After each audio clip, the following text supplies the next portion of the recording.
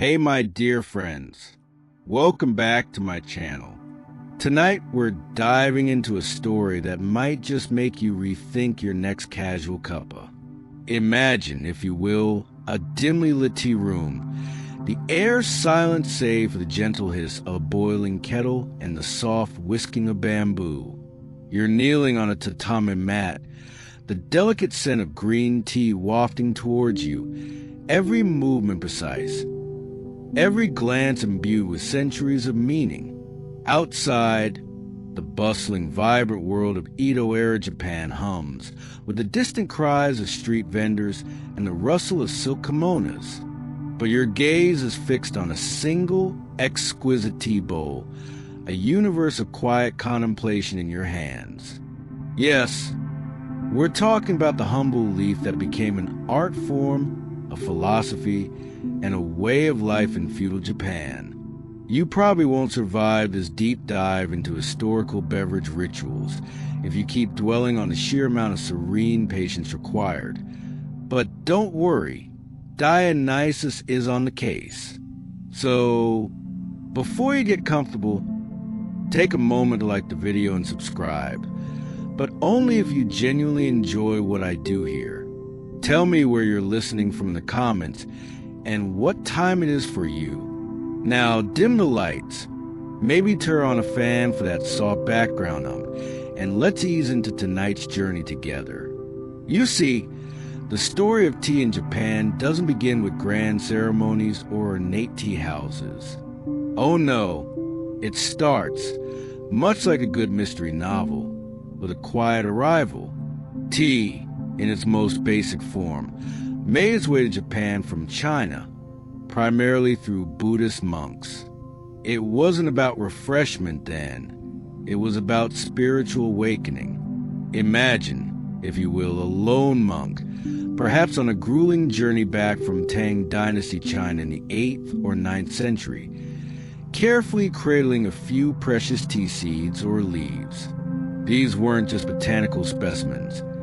They were imbued with the very essence of Zen Buddhism, a tool for meditation, a ward against drowsiness during long hours of spiritual practice. This initial introduction, primarily through religious channels, is a mainstream historical fact, foundational to tea's unique development in Japan. For these early pioneers, tea was less a beverage and more a liquid form of enlightenment.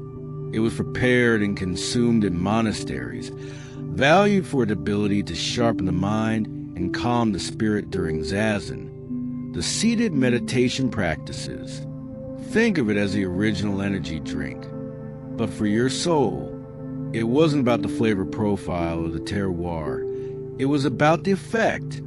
You wouldn't find them debating notes of umami or hints of roasted seaweed, but rather the clarity it brought to their spiritual quest. A quirky tidbit from this early period. Some accounts suggest that monks would use tea to ward off ailments or even as a simple medicinal tonic, long before its ceremonial significance was established. They might have seen it as a natural antidote to lethargy or a general fortifier of the body. So, before it became the star of elaborate rituals, it was perhaps just a monastic multivitamin, albeit one that also helped you reach nirvana. You can almost picture a grumpy monk being told, "Drink your tea, brother. It's good for your contemplation and your constitution." Historians still argue whether tea cultivation truly took hold in Japan during these early centuries, or if it remained largely a monastic curiosity, with most tea still imported from China. What's clear, however, is that the seeds, both literal and metaphorical, were planted. It was a slow burn, not a sudden explosion of popularity. For centuries, tea remained largely confined to the cloistered world of temples and the privileged circles connected to them. It was exotic, expensive, and deeply symbolic. You wouldn't find it at your local medieval 7-Eleven, that's for sure. This initial sacred association laid the groundwork for everything that followed, Because tea entered Japan through the spiritual door, it carried an inherent weight, a gravitas that differentiated it from mere sustenance. It wasn't just another crop.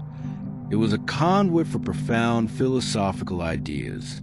Even as its use spread beyond the monastic walls, that spiritual echo remained, influencing its preparation, its presentation, and ultimately, its role in Japanese society.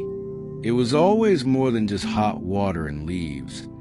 It was a sip of something deeper. So, for now, imagine the quiet reverence of those first tea drinkers in Japan. They weren't seeking a pick-me-up. They were seeking transcendence. And in that simple cup, they found a path. From those humble, sacred beginnings, the quiet monastic practice of tea began its remarkable transformation into the highly formalized, aesthetically profound ritual we know today as shinoyu, or the Japanese tea ceremony. You see, it wasn't enough for tea to simply be a meditative aid. It had to become an art, a meticulously choreographed dance of precision and presence. This evolution wasn't accidental. It was carefully nurtured by the burgeoning influence of Zen Buddhism, particularly during the Kamakura and Muromachi periods. Imagine stepping from the austere meditation hall into a slightly more refined, yet still simple, space. The Zen masters, true to their pursuit of mindfulness in every action, began to apply their principles of discipline, focus, and aesthetic appreciation to the preparation and serving of tea. Every gesture, from the purifying wipe of the tea bowl to the precise placement of the whisk, became an act of meditation in itself. It was about finding the sacred in the mundane, the universal in particular. This emergence of shinoyu as a distinct ritual, deeply intertwined with Zen philosophy, is a mainstream historical fact, foundational to Japanese cultural identity. This wasn't about adding fancy bells and whistles. It was about stripping away the superfluous to reveal the essential. The early tea ceremonies were characterized by a profound simplicity, reflecting Zen's emphasis on austerity and naturalness. You wouldn't find flashy gold leaf tea rooms yet. Instead, picture small, humble huts, perhaps built with rough-hewn timber and straw, designed to foster introspection rather than ostentation. The focus was entirely on the moment, the interaction between host and guest, and the quiet appreciation of the tea itself. It was like a highly disciplined minimalist performance art, but with delicious green tea as the grand finale. A quirky tidbit from this period is the development of specific 7 tools of the tea ceremony, which evolved over time. These weren't just utilitarian objects. They were often highly prized, sometimes even imbued with their own personalities or stories. The whisk chasen, the tea scoop, chashiku, the tea caddy, natsum, each became an object of reverence, crafted with meticulous care and appreciated for its unique imperfections. It's almost as if they were adopting little tea-themed pets. But instead of feeding them, you use them to make a perfectly frothy brew. Historians still argue whether the formalization of shinoyu was primarily an organic development within Zen monasteries, or it was accelerated by the patronage of powerful samurai and aristocrats seeking new forms of cultural expression. What's clear is that the seeds of standardization were sown during this time. Rules began to emerge, not as rigid dogma, but as guidelines that cultivate a shared experience of beauty and tranquility. The introduction of powdered green tea, or matcha, from China during this era also played a pivotal role. Unlike steeped loose-leaf tea, matcha required specific tools and a vigorous whisking technique to create its characteristic frothy texture. This inherently theatrical process lent itself perfectly to the developing ritual, offering a sensory experience that engaged sight, sound, and touch in addition to taste. Imagine trying to achieve that perfect foam with just a spoon. It simply wouldn't do. So, as the centuries turned, the quiet monastic ritual began to blossom. It became a profound means of cultivating aesthetic sensitivity, discipline, and a deep appreciation for the transient beauty of life. Every cup offered a moment of stillness in a turbulent world, a chance to connect with something deeper than the everyday hustle.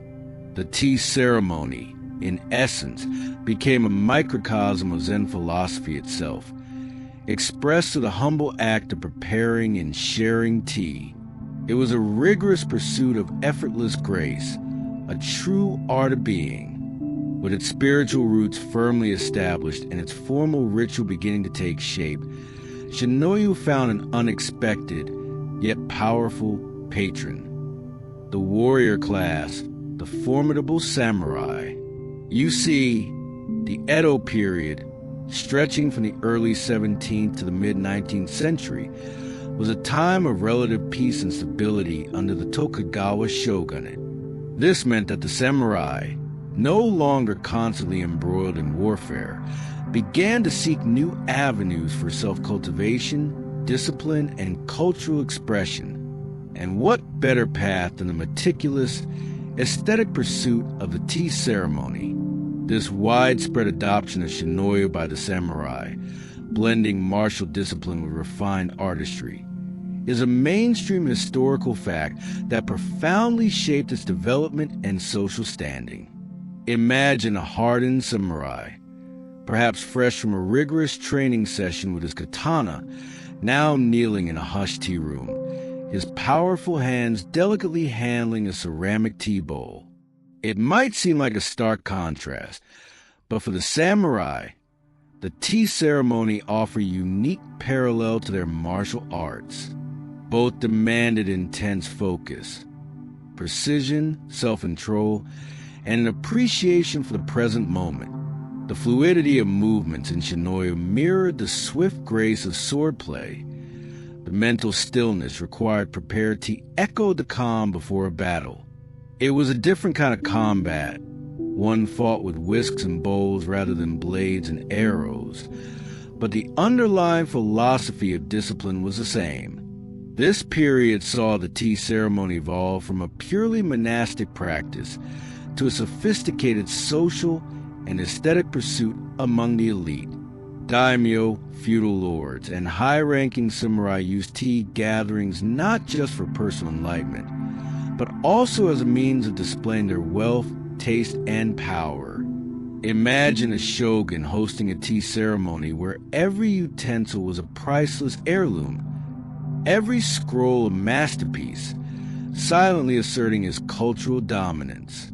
It was a subtle yet potent form of soft power, far more effective than just flexing your muscles or your army.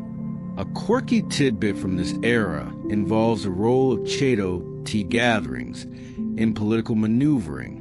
While often appearing as serene cultural events, these gatherings could also serve as discreet venues for secret negotiations, alliance building, or even subtle displays of defiance against the shogunate.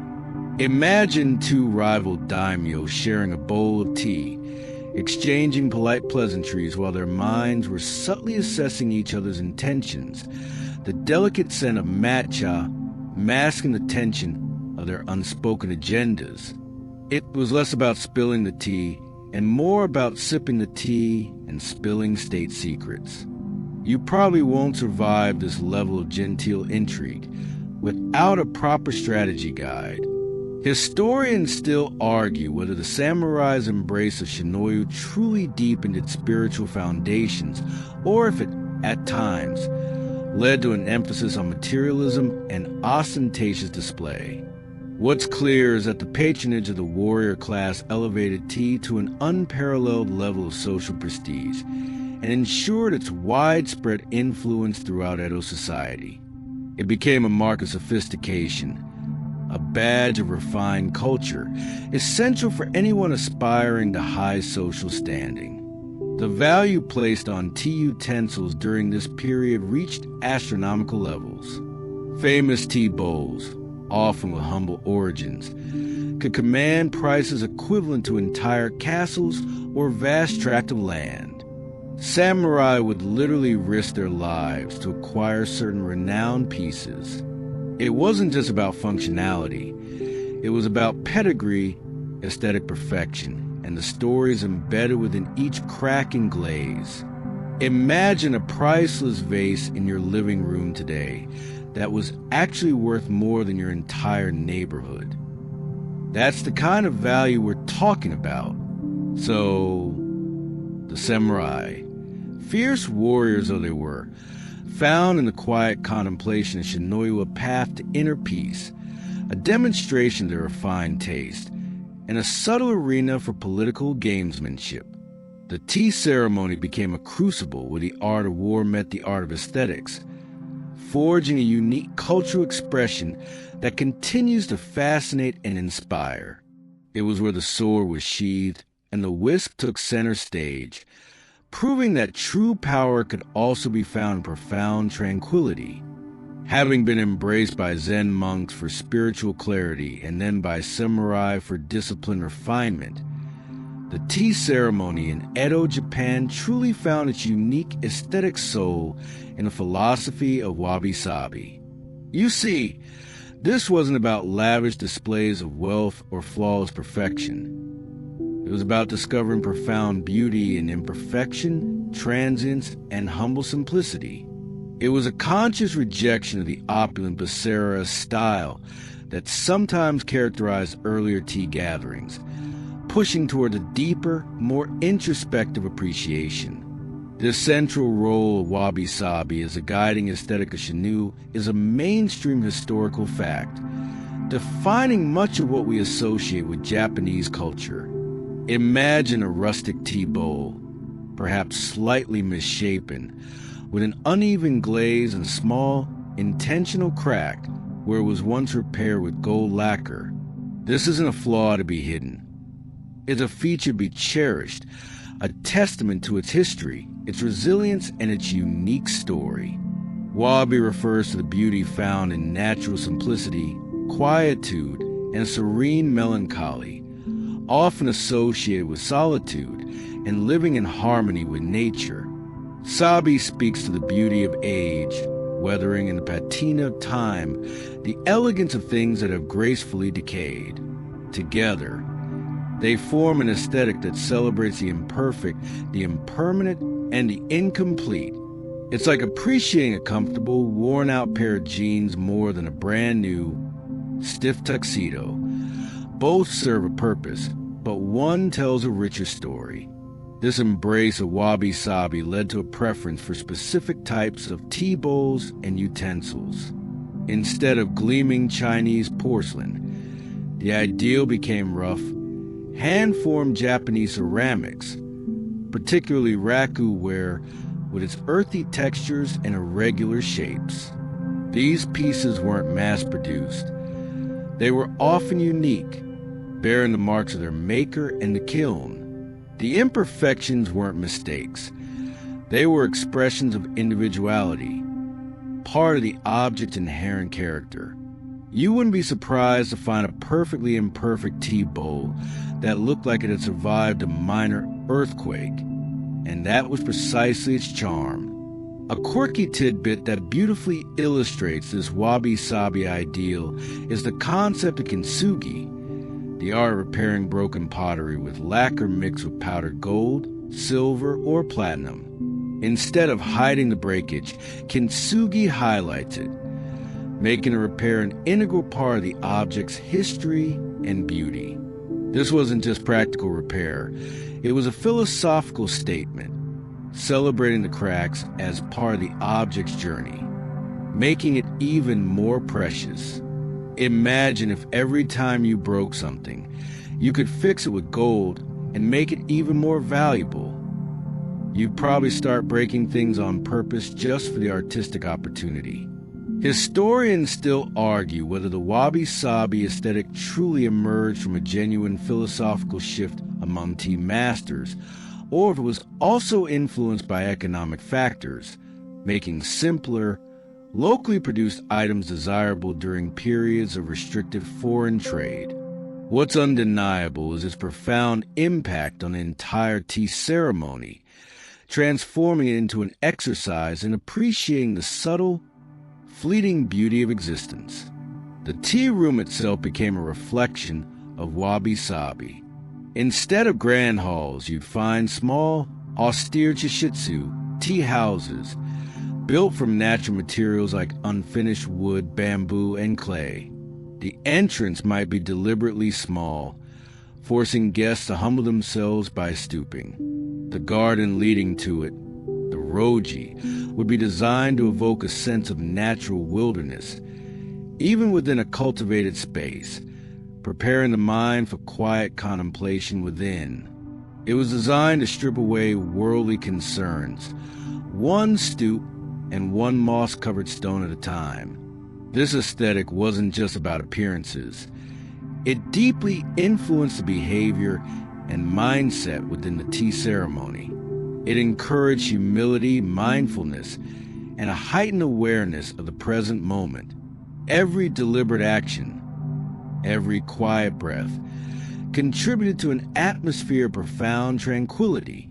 It was about finding contentment in less, discovering richness in restraint. So, the next time you encounter something slightly imperfect or weathered by time, remember wabi-sabi and the Edo-era tea masters who found ultimate beauty in the humble, the impermanent, and the incomplete. It's a philosophy that still resonates deeply today, offering a refreshing antidote to a world constantly striving for flawless, ephemeral perfection. With the guiding principles of wabi-sabi now firmly established, let's turn our gaze to the silent protagonists of shinoyu, the tea utensils. You see, in Edo-era Japan, these weren't merely tools. They were venerated objects, each imbued with aesthetic significance, historical weight, and sometimes even its own poetic name. From the simplest bamboo whisk to the most exquisite ceramic bowl, every piece played a vital role in the meticulous choreography of the tea ceremony, transforming the mundane act of making tea into a profound artistic expression. This meticulous attention to and veneration of tea utensils is a mainstream historical fact. Central to understanding shinoyu, imagine a tea bowl or chawan. It's not just a vessel for liquid. It's the focal point, the very heart of the ceremony.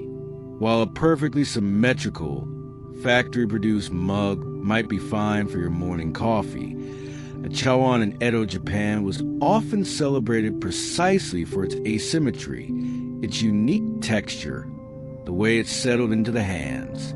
Raku ware, with its hand-molded forms and irregular, earthy glazes, became particularly prized for its wabi-sabi qualities.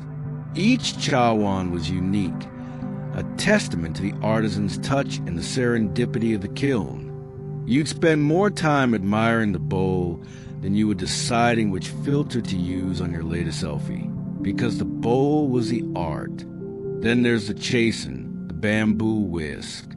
Delicate, yet surprisingly resilient.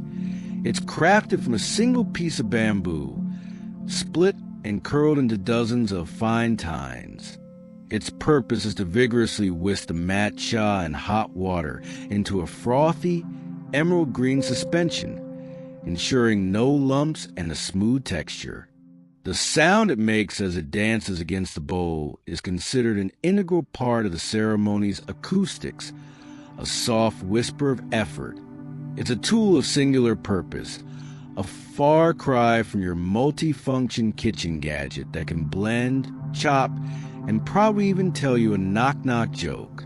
The chashiku or tea scoop, often carved from bamboo, is another seemingly simple item with immense significance.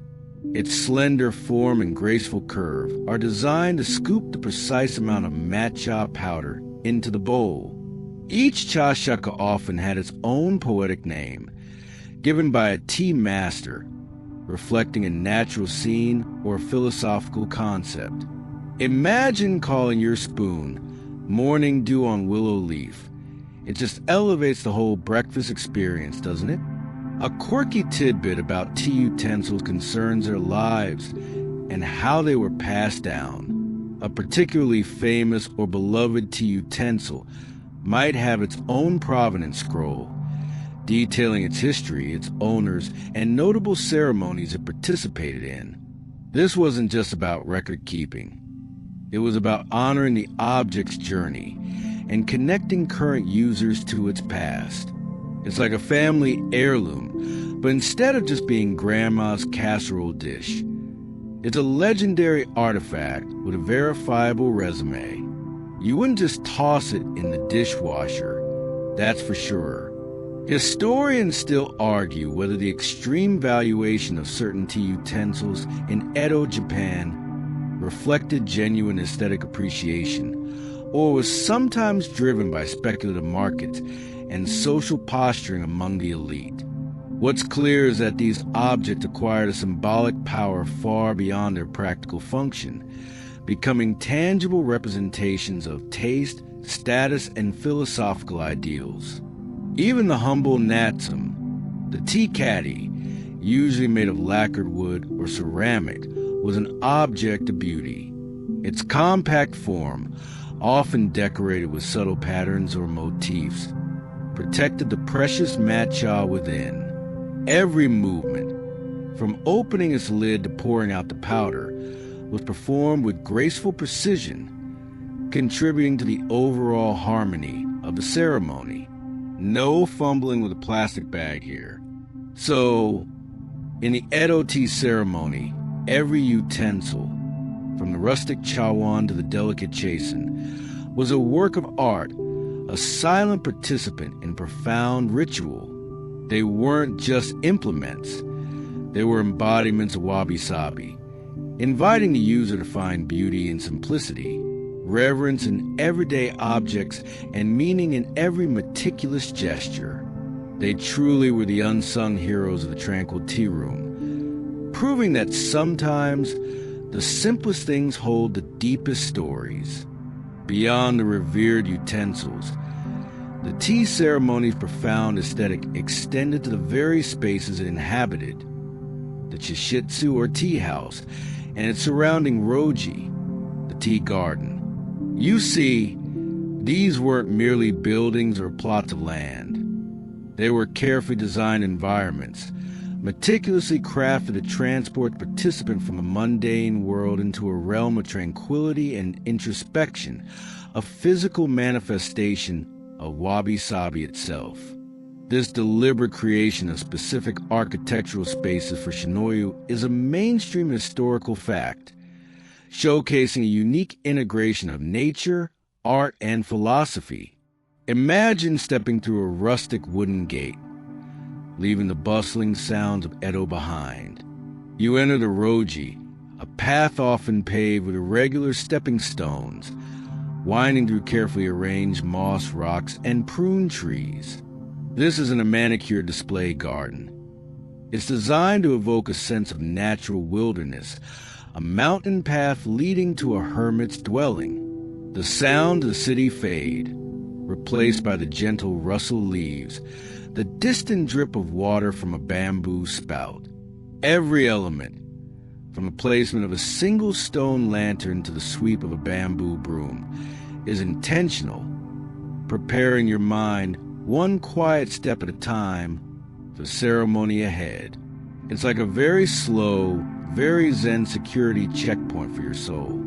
You probably won't survive this level of intentional calm if you're used to rushing everywhere.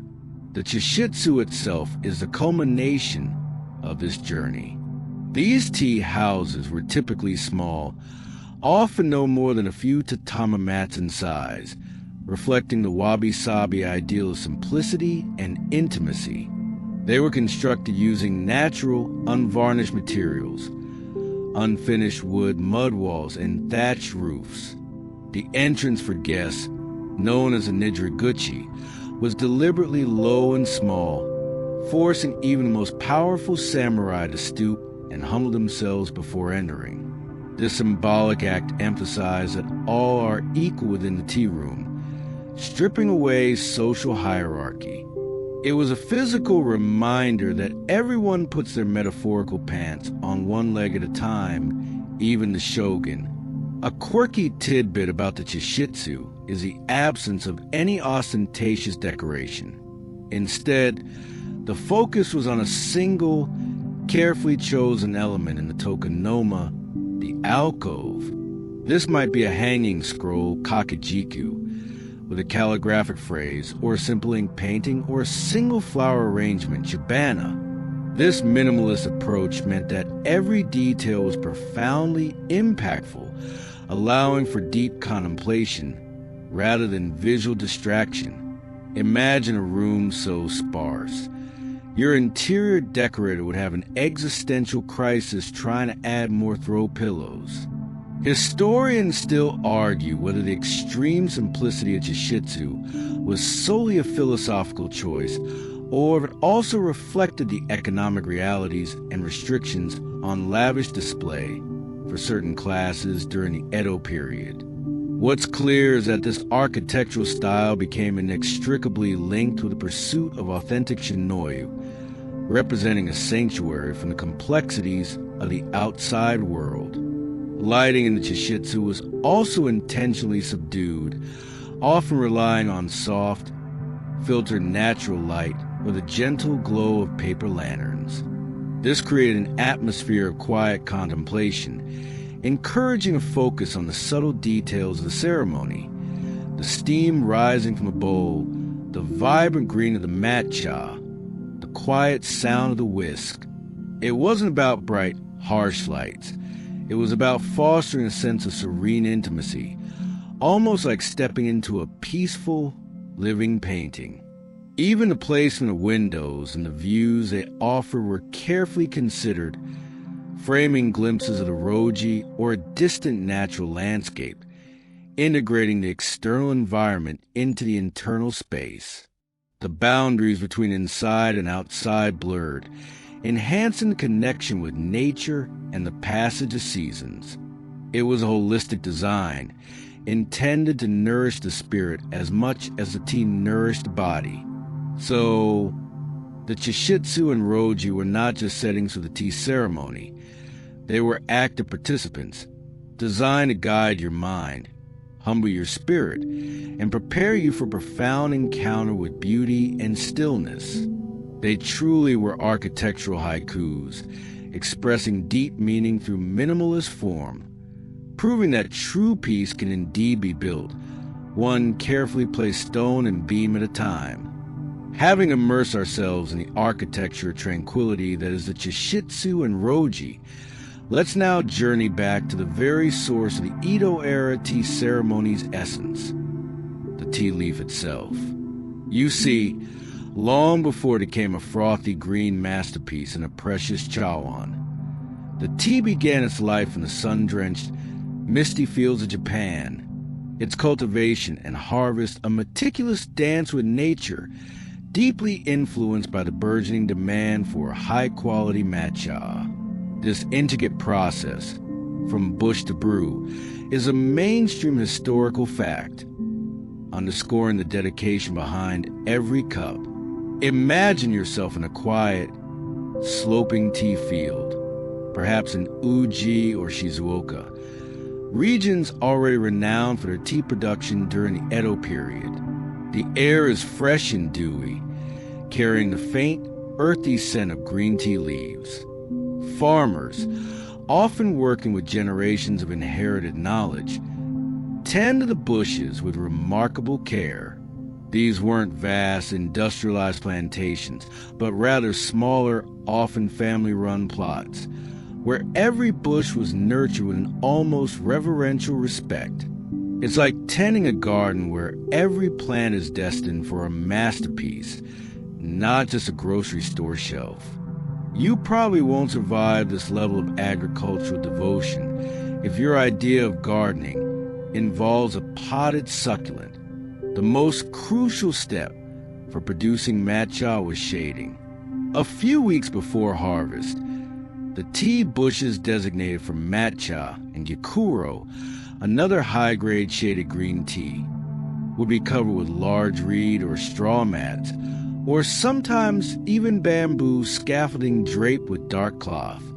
This practice, known as Oashita Saibai, forced the tea leaves to produce more chlorophyll and amino acids, particularly L-theanine, which contributes to matcha's vibrant green color, its unique umami flavor, and its characteristic calming effect. Imagine denying your plants sunlight just to make them more flavorful. It sounds like plant torture, but it's actually genius. The harvest itself was an art. Only the youngest, tenderest leaves and bud from the very top of the bush, known as first flush or ikabanka, were plucked by hand in spring. This delicate hand-picking ensured the highest quality and prevented damage to the precious leaves. Farmers would move methodically through the rows, their nimble fingers selecting only the finest shoots. It wasn't about speed, it was about precision, a quiet ballet of cultivation. You wouldn't see any mechanical harvesters here. No, sir. A quirky tidbit from this period involves the ritual purity associated with tea cultivation.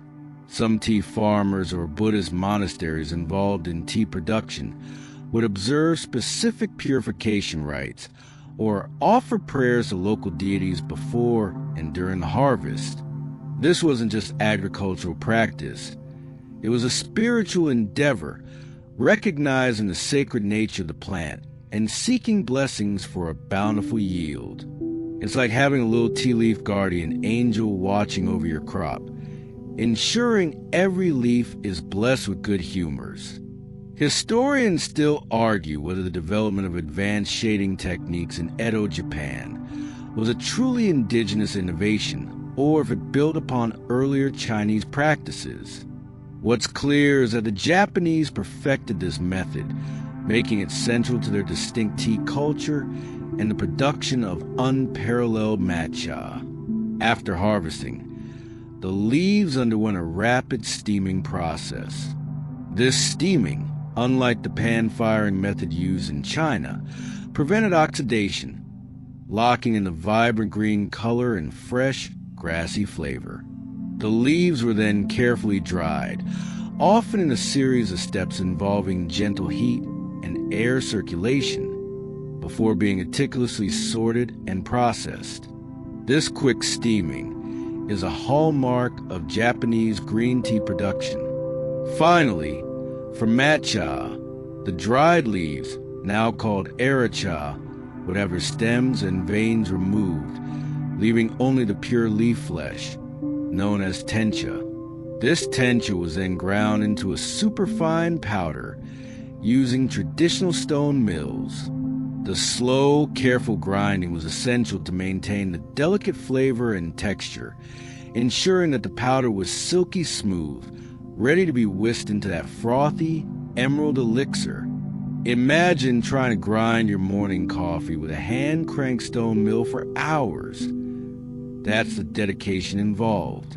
So, the journey of the tea leaf, from its sheltered life in the misty fields to its transformation into fine matcha powder, was a testament to the Edo-era Japanese dedication to craftsmanship, purity, and an intimate understanding of nature. Every step was imbued with care, ensuring that the essence of tranquility and vibrant flavor was preserved, ready for its grand performance in the tea room. It truly made every sip a culmination of patience, skill, and a deep respect for the land.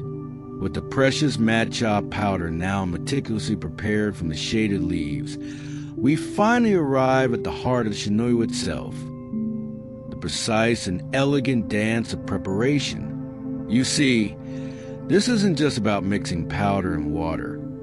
It's a highly formalized meditative sequence of movements, each gesture imbued with intention and aesthetic beauty. The preparation of matcha in a formal tea ceremony is a performance in itself, a testament to discipline and mindfulness, And it is a mainstream historical fact that these intricate steps define the ritual for centuries. Imagine kneeling on the tatami, the silence of the chishitsu enveloping you. The host's movements are fluid, almost poetic. Every action from the moment they enter the room to the final cleaning of the bowl performed with a quiet grace. There's no rushing, no wasted motion, just a deliberate unfolding of a ritual. It's like watching a perfectly choreographed ballet, but instead of grand leaps, you get precise sips of tea. You probably won't survive this level of quiet focus if your usual tea routine involved a tea bag and a microwave. The process begins with the careful arrangement of the utensils. The chawan tea bowl, chasen bamboo whisk, chashaku tea scoop, and natsum tea caddy are placed in specific positions on the tatami according to established rules of aesthetics and flow. The host then purifies each utensil with ritual wipe, often using a silk cloth called a fukusa. This isn't just about hygiene. It's a symbolic act of cleansing, preparing the objects in the space for the sacred act. It's like a deep clean for your soul before you even get to the tea itself. Next comes the hot water, ladled from an iron kettle kama, simmering over a charcoal brazier, furo, or sunken hearth aro, using a bamboo ladle, hishaku. A small amount of hot water is first poured into the chawan to warm it, and then used to soften and prepare the chasen. The sounds, the gentle bubbling of the water, the soft scrape of the ladle, all contribute to the sensory experience, grounding you in the moment. You'd never hear the clang of a modern electric kettle here, only the quiet symphony of the tea room. Then, the moment for the matcha itself.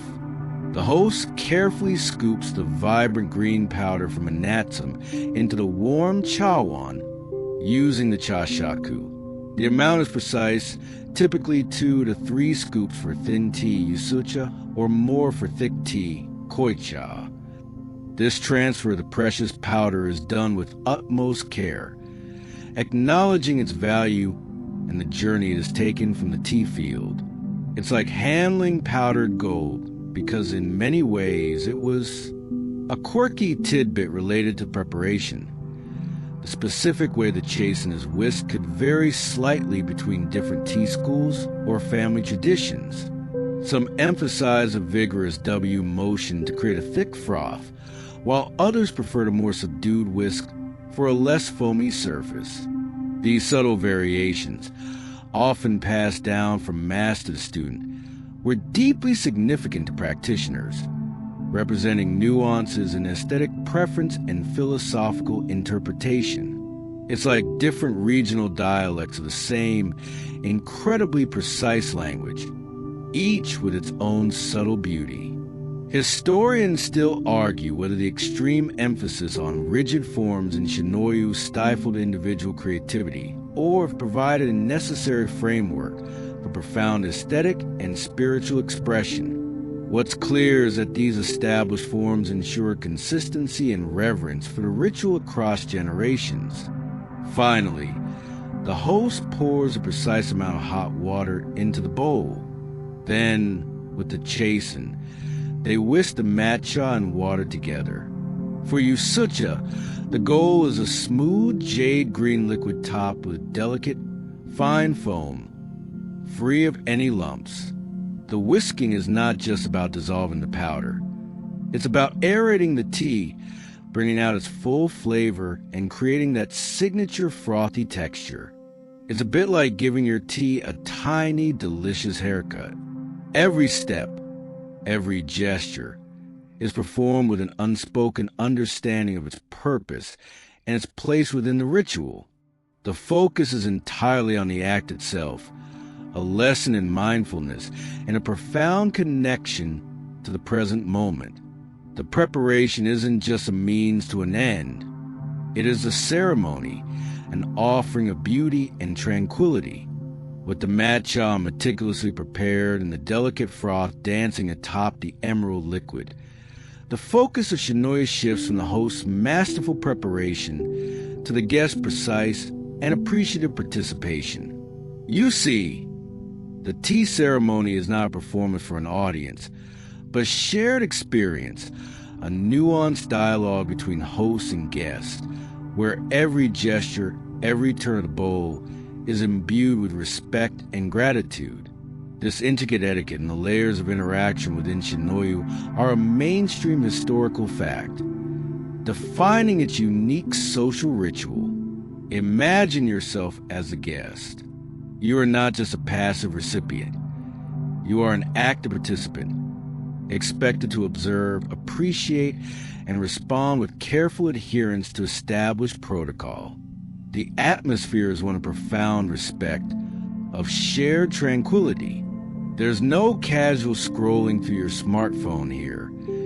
Your entire being is engaged in the moment, in the subtle dance of communication. You probably won't survive this level of sustained presence if your usual social gatherings involve shouting over loud music. The sequence begins with the host presenting the prepared chawan. The guest bows, signifying acceptance and gratitude. The bowl is received with both hands, a gesture of reverence. Before taking the first sip, the guest is expected to admire the bowl, turning it slowly to appreciate its form, glaze, and any unique features, particularly the front or most aesthetically pleasing side, often facing the host.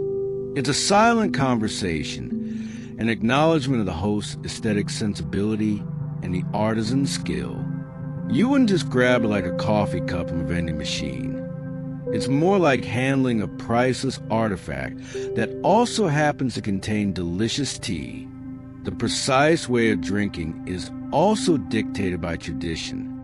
The guest raises the bowl, takes a small sip, often a loud slurp to indicate appreciation, then carefully wipes the rim with their thumb and forefinger, a discreet, precise motion. Turns the bowl again to avoid drinking from the front on subsequent sips, and then continues. The final slurp of the last sip is often the loudest, a clear signal of enjoyment and completion. This isn't just about good manners. It's about active engagement, showing respect for the tea, the bowl, and the host. It's a very polite way of saying, "Yeah, that's good tea right there." A quirky tidbit concerns the formal questions and answers that often accompany the tea serving. After the first sip, the guest might politely inquire about the tea's freshness or the name of the tea caddy. The host would then provide an answer, perhaps sharing a poetic name for the chashaku, tea scoop, used, or the provenance of the chawan.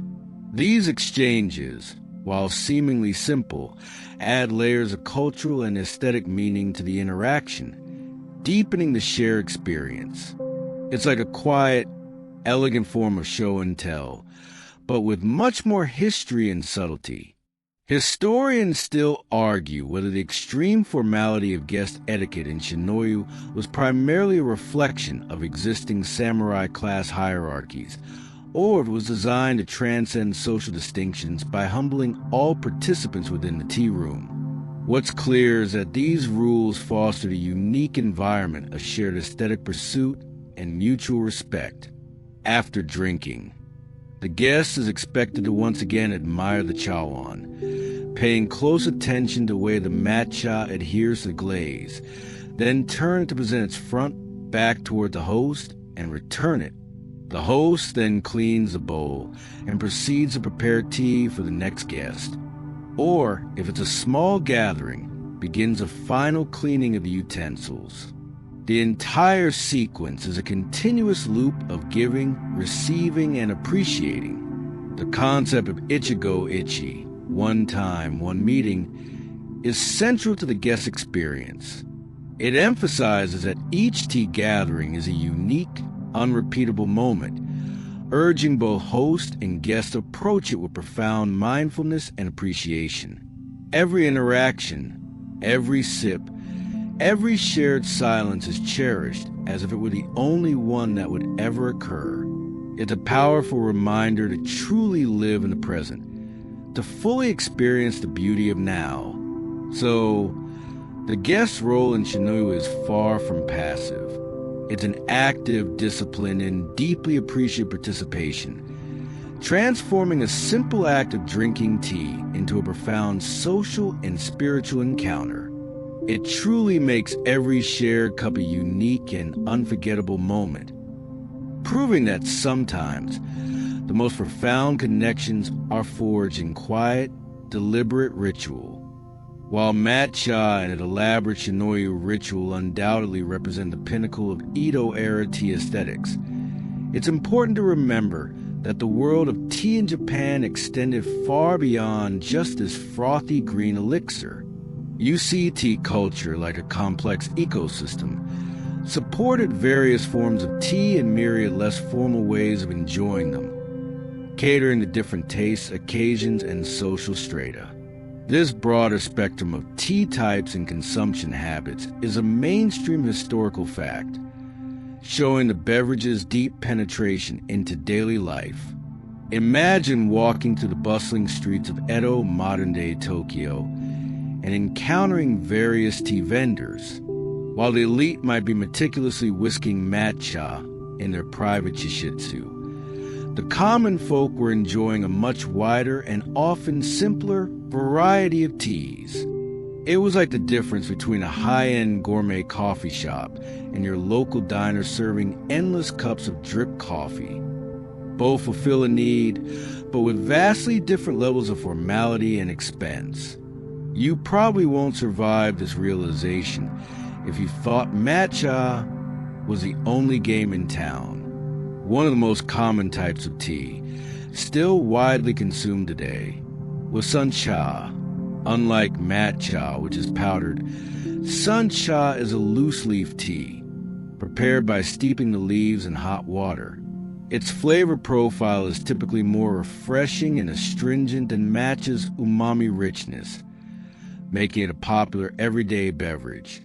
The preparation of suncha was far less ceremonial, often involving simply pouring hot water over leaves and teapot and serving it in small, unassuming cups. This simplicity made it accessible to a much broader segment of the population. It was the original grab-and-go tea, just without the paper cup. Then there was hojicha, a roasted green tea. This tea is characterized by its reddish-brown color and nutty, toasty flavor, often described as having notes of caramel. The roasting process removes much of the caffeine, making it a comforting evening drink or suitable for children. Hojicha offered a distinctly different sensory experience from the vibrant, fresh matcha or suncha. Imagine the medieval doctors from our earlier story. If they had known about hojicha's warming properties from roasting, they might have prescribed it as a cure for everything. A quirky tidbit from this era is the popularity of bancha, a lower-grade green tea made from older, coarser leaves and stems. While less refined, bancha was incredibly common among the general populace due to its affordability and robust flavor. Sometimes, it was even roasted like hojicha to enhance its warmth and reduce bitterness. It was a working-class hero of teas, probably the equivalent of today's robust builder's tea, always there when you needed a cheap, reliable brew. Historians still argue whether the widespread consumption of suncha and bancha truly democratized tea culture, or the high status of Shinoi maintained a clear class distinction in tea appreciation. What's clear is that tea ceased to be an exclusive beverage of the elite and became a fundamental part of daily life across all social strata. Tea consumption wasn't limited to formal settings. People would enjoy tea at home, in tea houses, and even carry it with them in small containers for travel or work. Tea breaks became an integral part of the rhythm of the day, offering moments of respite and simple pleasure. It was woven into the fabric of everyday existence, a quiet constant in the lives of Edo citizens. Even the way water was heated for these less formal teas varied. While Shinoyu insisted on charcoal braziers, common households might use simple ceramic kettles over open fires or on small portable stoves.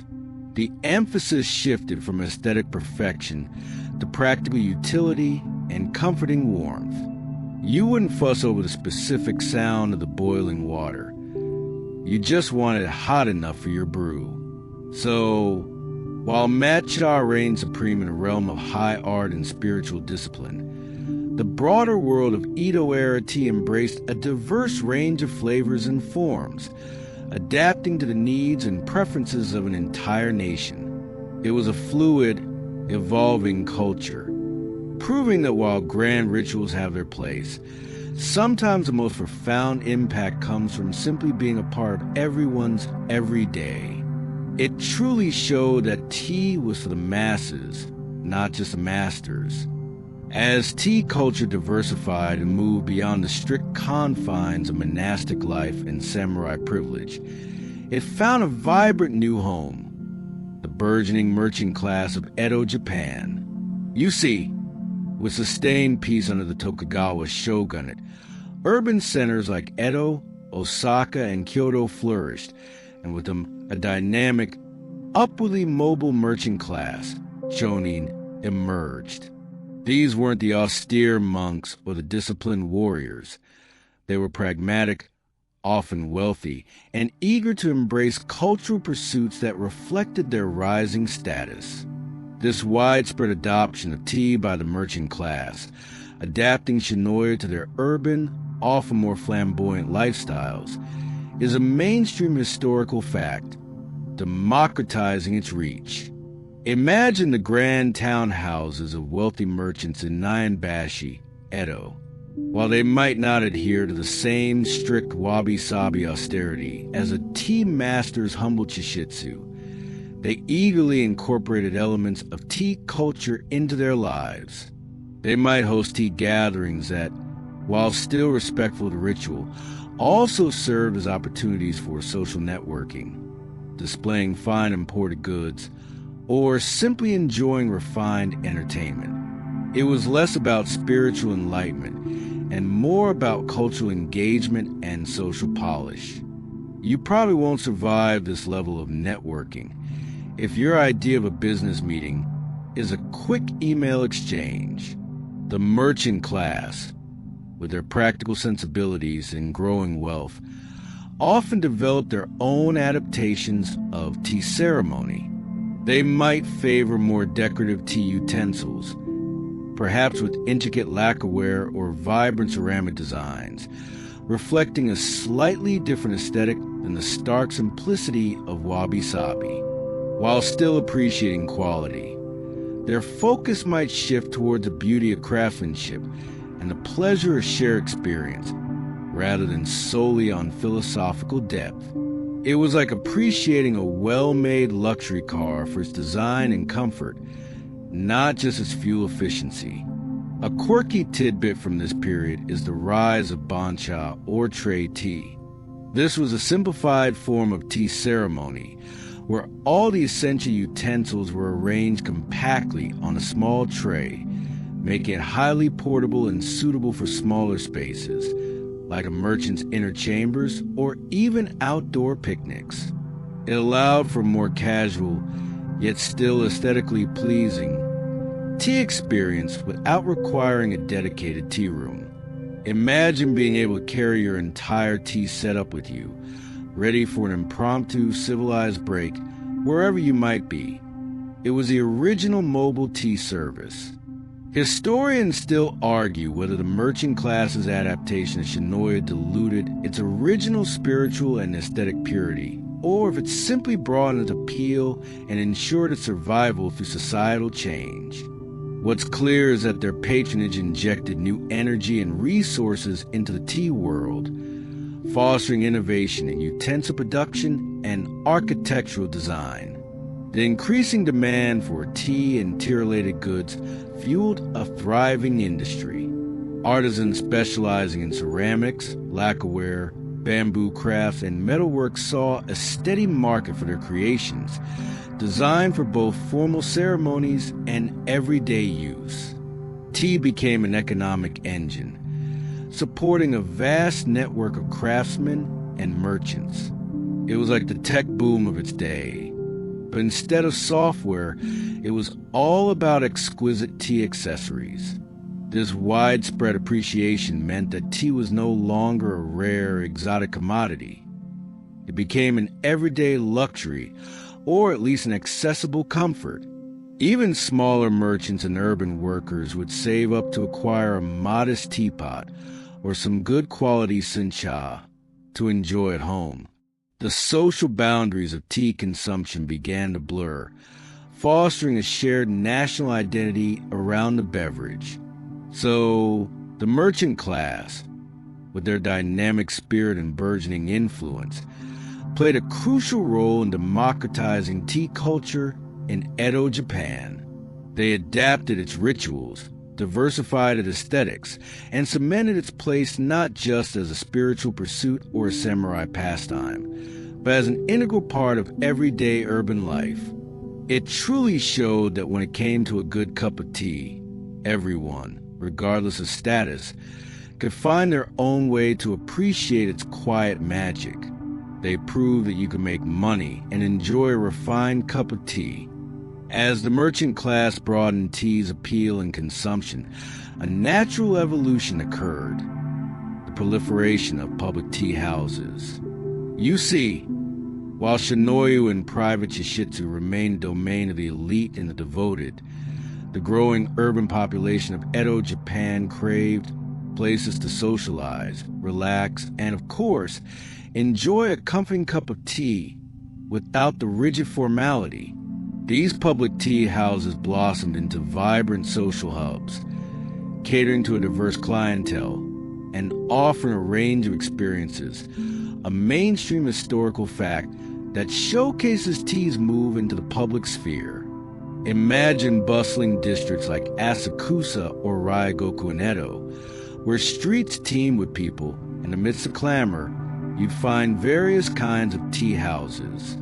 Some were simple roadside stalls offering a quick, cheap cup of bancha to weary travelers or laborers. Others were more elaborate establishments with comfortable seating, perhaps a small garden, and a menu of different teas and light snacks. They were the original social media platforms, just with more actual face-to-face interaction and fewer cat videos. You probably won't survive this level of low-tech socializing if your idea of a meeting place involves a glowing screen. These public tea houses, known as chaya, weren't just places to drink tea. They were vital centers of urban life. They served as meeting points for friends, spots for business discussions, places for weary shoppers to rest, and even venues for gossip and entertainment. Storytellers might perform, geisha might entertain, and poets might gather to compose verses. It was a dynamic, accessible alternative to more exclusive tea ceremonies of samurai or the solemn rituals of the monks. It was like a combination of a coffee shop, a pub, and a community center, all rolled into one delightful tea-scented package. A quirky tidbit about chaya is their varied specializations. Some tea houses became famous for their particular type of tea, perhaps a local sencha blend or a specific method of preparation.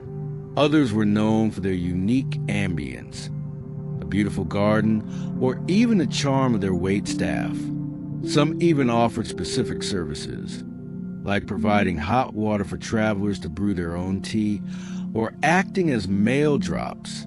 It's like having niche cafes, each with its own specific vibe, from the quiet study nook to the bustling conversation hub. Historians still argue whether the commercialization of tea through public chai diluted the spiritual essence of Shinoyu, or if it simply made tea culture more resilient and adaptable to changing social landscapes. What's clear is that these establishments played a crucial role in spreading tea consumption and appreciation beyond the elite. The Edo period also saw the rise of tea drinking as a leisure activity, not just a medicinal aid or a spiritual practice. People would visit chai not out of necessity, but for pleasure, to enjoy the taste of the tea, the company of others, and a relaxed atmosphere. This shift underscored tea's transformation from a ritualistic object to a beloved everyday beverage. It was all about the simple joy of a good brew and good company, perhaps with a side of interesting conversation. The design of these public tea houses, while less austere than a formal chishitsu, still often incorporated elements of Japanese aesthetics, perhaps a carefully chosen hanging scroll or a small, symbolic flower arrangement. They aimed to create a comfortable, inviting atmosphere that still hinted at the deeper appreciation of tea, even if the strict rules of Shinoyu were relaxed. It was an accessible elegance, not an intimidating one. So, from exclusive monasteries to public bustling hubs, the Edo period witnessed tea spilling out into the streets and becoming a staple of everyday social interaction. The chaya provided a vital space for connection and relaxation, proving that tea's magic wasn't just in its mystical properties or its ceremonial grandeur, but in its ability to bring people together, one comforting cup at a time. It truly cemented tea's place as the social glue of Edo Japan, proving that some things like a good cup and a chat never go out of style. Having explored the social landscape where public tea houses blossomed, let's now delve into an even deeper stratum of tea's influence in Edo-era Japan, its profound role as a muse for art and literature. You see, Shinoyu, with its emphasis on aesthetics, nature, and fleeting beauty, became an inexhaustible wellspring of inspiration for painters, poets, calligraphers, and master craftsmen, enriching virtually every artistic medium of the period. This pervasive influence of tea on Edo-era art and literature is a mainstream historical fact, showcasing its cultural depth. Imagine a painter, perhaps an ukiyo-e artist, sketching a scene of a serene tea house nestled in a lush garden, or a geisha gracefully performing a simplified tea service. Tea was not just a subject. It was a lens through which artists explored themes of tranquility, seasonality, and a human connection to nature. The subtle colors of matcha, the earthy tones of a chawan, the elegant curve of a chashaku. These elements found their way into countless works, capturing the essence of a culture deeply immersed in its tea. It's like a recurring motif, a visual whisper that tea was always present, always influencing. You probably won't survive this level of artistic saturation if your idea of inspiration comes solely from TikTok trends. Poetry, particularly haiku, found a natural companion in tea. The brevity and seasonal focus of haiku perfectly complemented the Shinoyu emphasis on capturing a singular, ephemeral moment.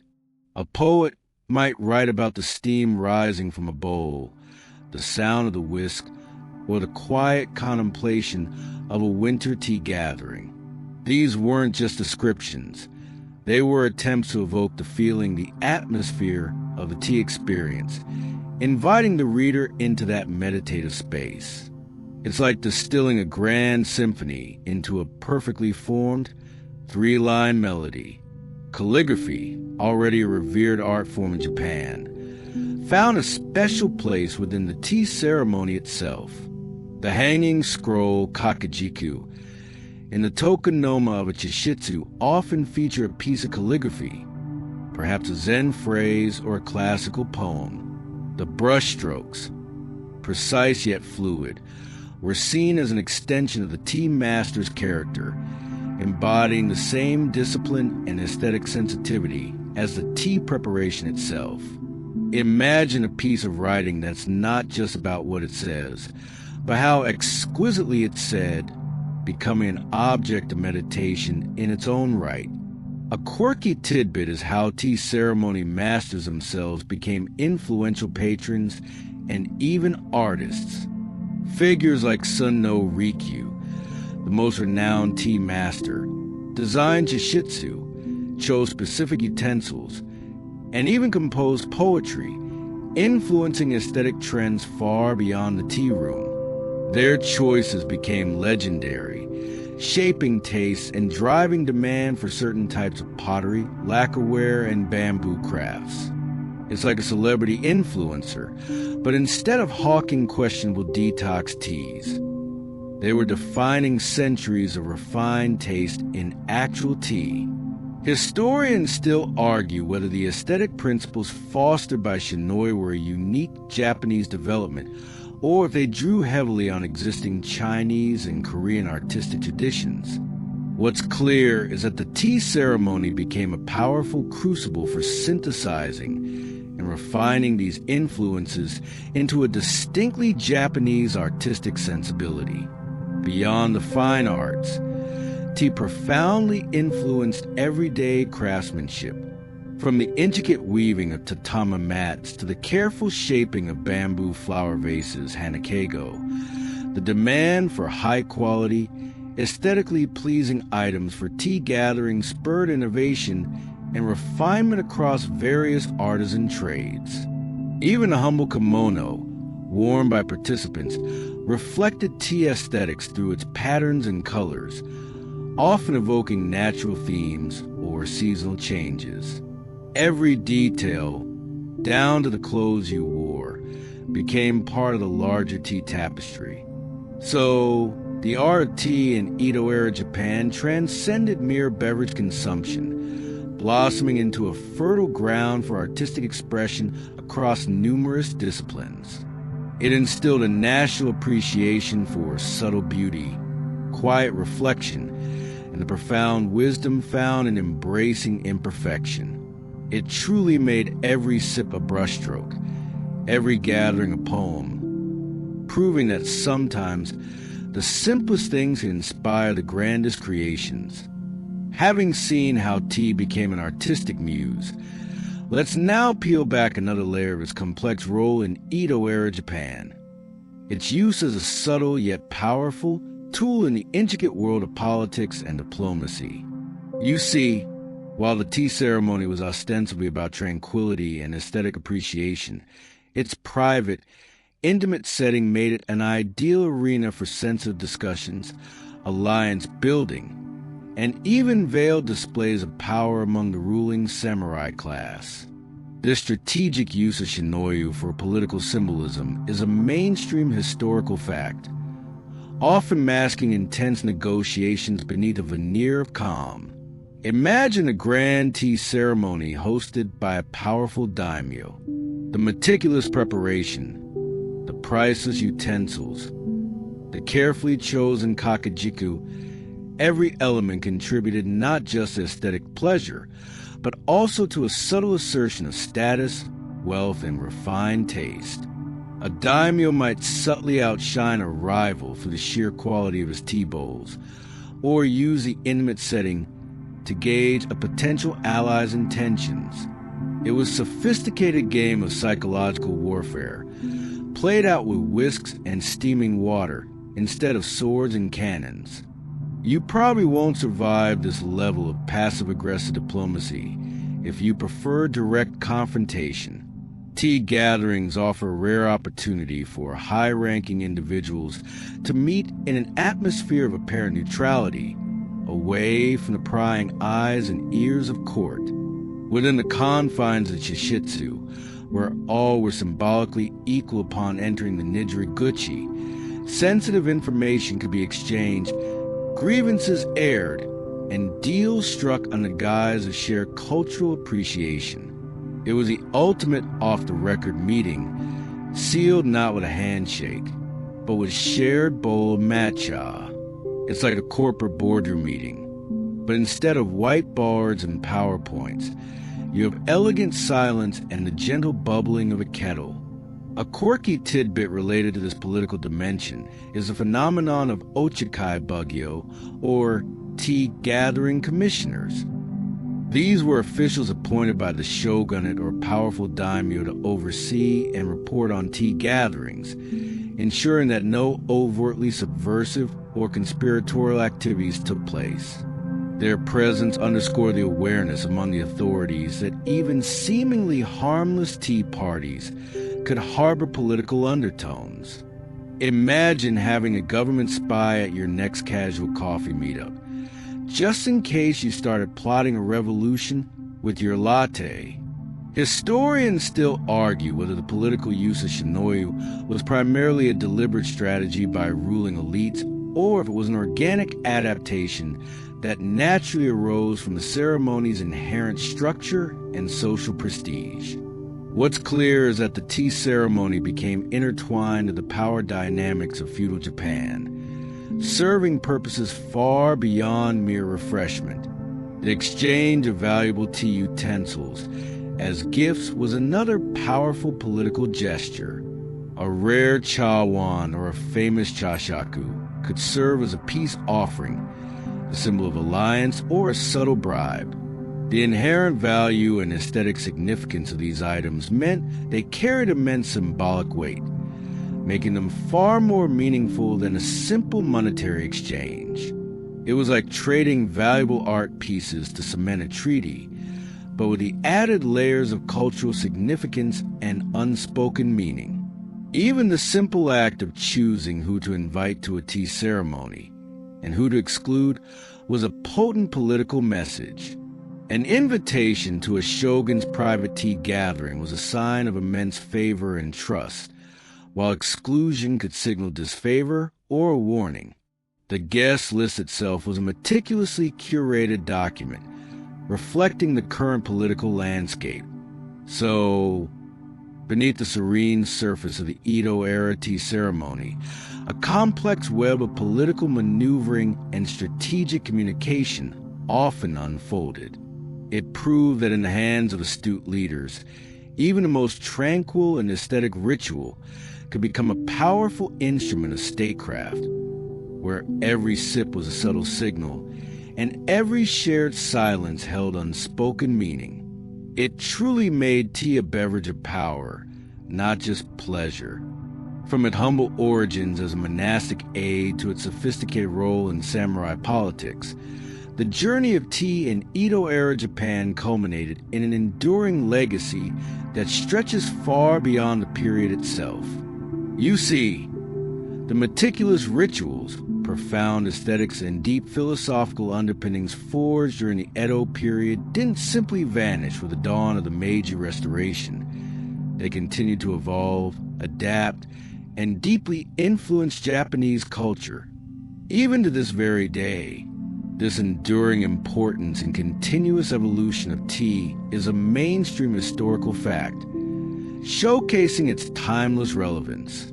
Imagine the end of the Edo period, a time of immense societal upheaval as Japan opened its doors to the West.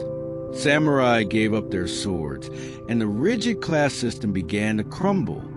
One might expect the intricate tea ceremony, so deeply tied to feudal structures, to fade into obscurity. But instead, it proved remarkably resilient, demonstrating its inherent value beyond mere social convention. It was like a finely crafted antique teapot, finding a new purpose and appreciation in a modern home. You probably won't survive this level of cultural adaptability if your traditions crumble at the first sign of change. The Meiji Restoration initially brought a period of westernization, where many traditional Japanese arts and customs faced skepticism or outright rejection. However, dedicated tea masters and practitioners worked tirelessly to preserve shinoyu, adapting it to new social contexts and emphasizing its artistic and spiritual benefits. They opened schools, wrote books, and actively promoted its study, ensuring that the knowledge and skills wouldn't be lost. It was a concerted effort to keep the flame of tradition burning, even as the winds of change swept across the nation. A quirky tidbit from this transitional period is the role of tea ceremony in fostering a sense of national identity during rapid modernization. As Japan sought to define itself on the global stage, shinoyu became a powerful symbol of unique Japanese culture, something distinct and profound that could be presented to the world. It was showcased at international exhibitions and shared with foreign dignitaries, becoming an ambassador for Japanese aesthetics and philosophy. Imagine tea being part of a national rebranding effort, a truly elegant form of soft diplomacy. Historians still argue whether the post-Edo preservation of shinoyu was primarily driven by a genuine love for the art form, or if it was strategically utilized as a tool to assert cultural uniqueness in the face of Western influence. What's clear is that the groundwork laid in Edo ensured its survival and resurgence. As Japan modernized, tea cultivation also evolved. New technologies and farming methods were gradually introduced, increasing efficiency and production. However, the commitment to quality, particularly for matcha and gyokuro, remained paramount. The knowledge of shading, hand-picking, and meticulous processing, refined during the Edo period, continued to be passed down, ensuring the integrity of the highest grade teas. The past literally nurtured the future, one leaf at a time. Furthermore, the philosophical underpinnings of shinoyu, mindfulness, respect, purity, and tranquility, the four principles of Rikyu, continue to resonate with people seeking spiritual anchor in a rapidly changing world. These principles prove timeless, offering solace and meaning far beyond the rigid etiquette of the ceremony itself. It was more than just a ritual. It was a way of being, a philosophy for navigating life. So, the Edo era's profound engagement with tea, from its cultivation to its complex social and political uses, forged a cultural legacy that proved remarkably resilient. It demonstrated that true art and profound philosophy, once deeply embedded in society, possess an inherent power to adapt, transcend, and endure, continuing to shape a nation's identity and provide solace through the ages. It truly made tea a beverage that steeped itself into the very soul of Japan. Having traversed the long and winding journey of tea through Edo-era Japan and witnessed its remarkable endurance, let's now bring full circle, connecting those ancient traditions to our contemporary appreciation for this humble yet profound beverage. You see, the echoes of Edo-era shinoyu and its underlying philosophies resonate deeply today, influencing everything from modern mindfulness practices to the global appreciation of Japanese aesthetics. This connection between historical traditions and contemporary relevance is a mainstream historical fact, showing the living legacy of tea. Imagine right now, as you listen, someone somewhere performing a tea ceremony, perhaps in quiet corner Kyoto, or even in a modern apartment in New York. While the world outside may hum with the latest technological marvels, within that space, the same meticulous movements, the same reverence for utensils, the same pursuit of tranquil presence that characterized Edo shinoyu are being meticulously observed. It's a living tradition, a quiet rebellion against a relentless pace of modern life, offering a timeless sanctuary. You probably won't survive this deep dive into historical beverage rituals if you keep thinking about your to-do list. The very principles of wabi-sabi, finding beauty in imperfection, appreciating the transient, embracing simplicity, continue to profoundly influence modern Japanese design, architecture, and even lifestyle choices.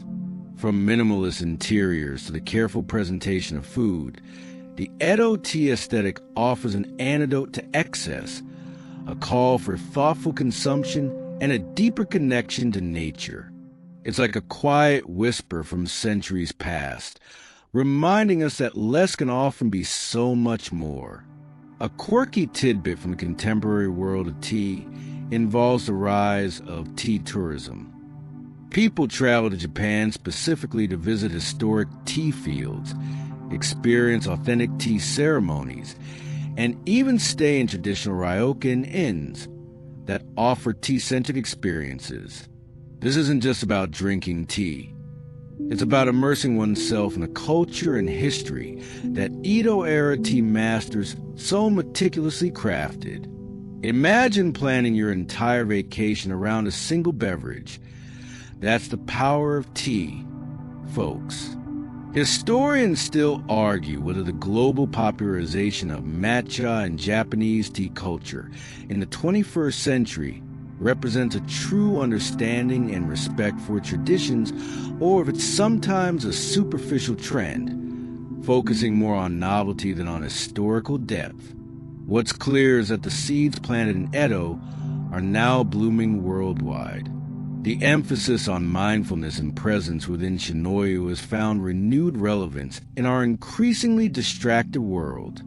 The deliberate, unhurried pace of the tea ceremony offers a stark contrast to our hurried lives, providing a tangible practice for cultivating focus and inner calm. It's a physical manifestation of meditation, a way to anchor yourself in the now, one deliberate sip at a time.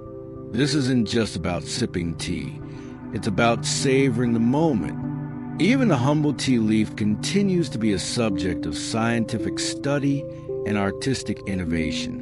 Modern tea farmers in Japan still build on the Edo-era knowledge of shading and cultivation, while researchers explore the health benefits of matcha and other green teas.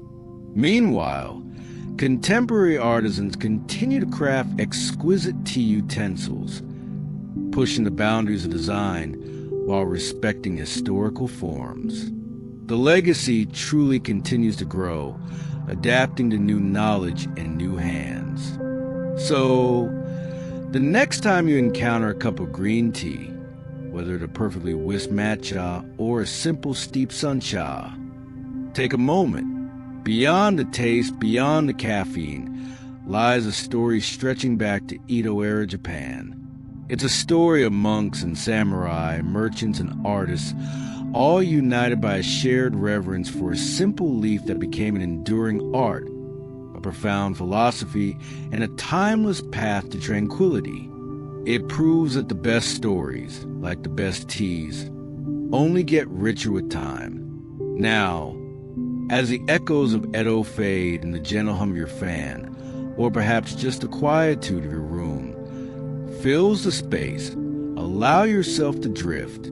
The meticulous whispers of the tea ceremony, the rustle of bamboo, the soft pour water, let them all become part of the serene landscape of your mind. There's no rush here, no demand to do anything but simply be. Feel the gentle release of any lingering thoughts, any small worries. Imagine a peaceful tea garden, bathed in soft moonlight, a quiet pond reflecting the stars. You are perfectly safe, perfectly calm, perfectly at ease. Just breathe, slowly, deeply, allowing each exhale to carry away any tension. The journey has ended, but the peace remains. Let the tranquility of Edo's tea masters guide you into a deep, restful sleep.